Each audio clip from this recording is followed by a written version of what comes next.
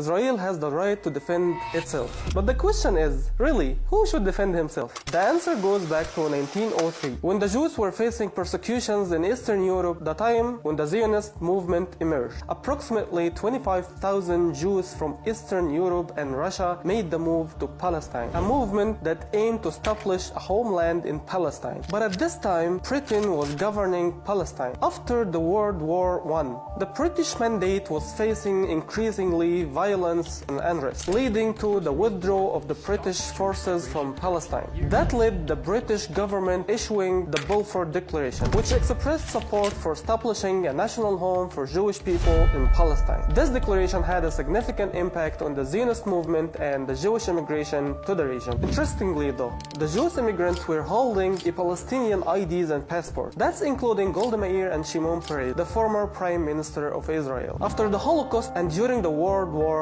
II, a significant wave of Jews refugees were seeking refuge in Palestine. Tens of ships started the move towards the land of Palestine. In May 14, 1948, David Ben-Gurion, the head of the Jewish Agency, proclaiming the establishment of the State of Israel, marking the culmination of decades of Jewish immigration and Zionist efforts. At the same year, Nakba has started, the catastrophe, the displacement and the disposition of hundreds of thousands of Palestinians from Palestine, which their homeland. As a result, moving to neighboring countries, while others were forced to flee in refugee camps in West Bank and Gaza. At the same year, in 1948, the UN, the United Nations of General Assembly, declared the right of Palestinian refugees to return to their homeland. But Israel has never let the Palestinians to return to their homeland, in a breach to the international law. Not only that, Israel made the expansion and occupied the rest of the Palestinian lands, the West Bank and Gaza. As you can see, the map has been shrinking significantly over time. Hundreds of illegal settlements were built in a breach of the international law. Jews, Christians and Muslims were living together in peace until the army Zionists raged the country. And ever since, Palestinians were facing oppression and apartheid. Imagine the struggle of having military checkpoints between villages and neighborhoods, blocking Palestinians the right to freely commute on a daily basis. Then really,